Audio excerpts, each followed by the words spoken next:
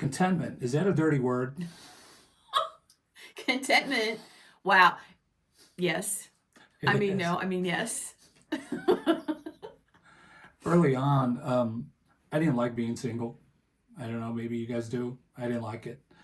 A lot of my friendships were ending in marriage at this point.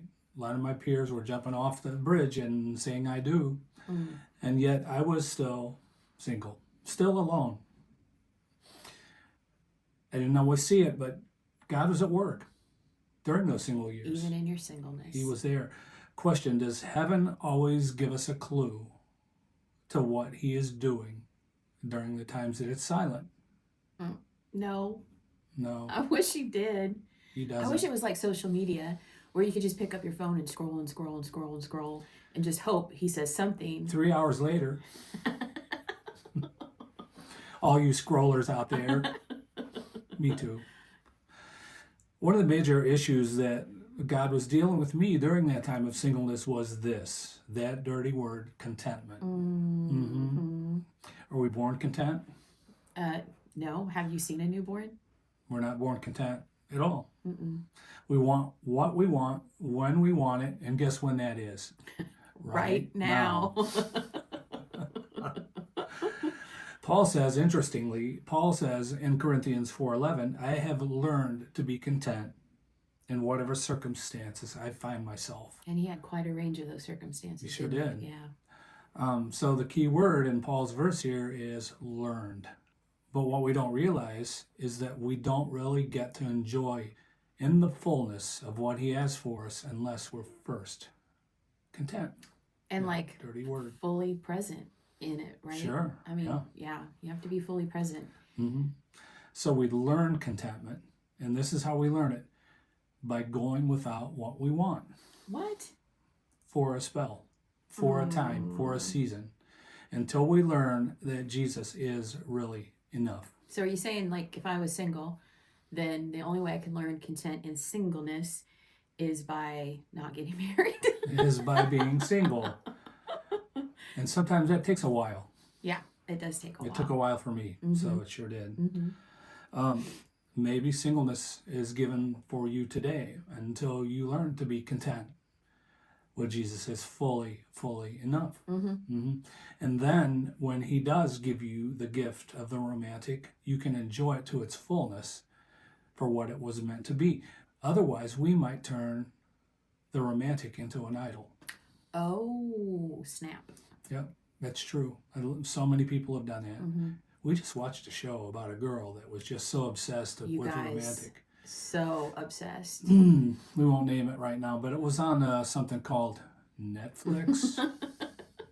True crime. You know, it's one of the most popular categories out there. We'll leave it at that. Yeah, we'll leave it at that. We're not going to give any commercial. But her lack of contentment made a mess of her. Baby. Yep. For sure. So I can honestly say that before Jesus gave me this one right here, Kim Elliott, he taught me to be content, first and foremost. Yeah, me too. Contentment is a process, right? It's progressive.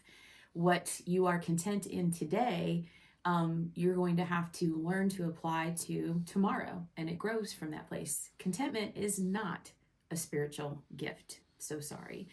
But as Gary has stressed out of Philippians, it is something that is learned. And so we really have to set ourselves. We can't scroll ourselves into contentment. We have to set our minds and decide that the word of God is true. What Paul said is, I learned to be content. So how does that apply to us today? That means we then will also learn to be content. It's not a book knowledge. This is experiential knowledge, like Gary said, going without and still finding that Christ is enough in the absence of what you think you wanted. I know for me, and one of the things that Gary says, and I wrote this quote down, he says, I might not be saying it exactly as Gary says it, but he says something along the lines, if you knew what God had in store for you tomorrow, you would not change a thing about today, right? Because today matters for tomorrow, so you wouldn't change a thing. And I remember telling God early on, I'm a single mom and desperate to be married and have a full house, a full family. And I remember I would tell God every single day, I want a husband. Don't forget that I want a husband. God, I want a husband.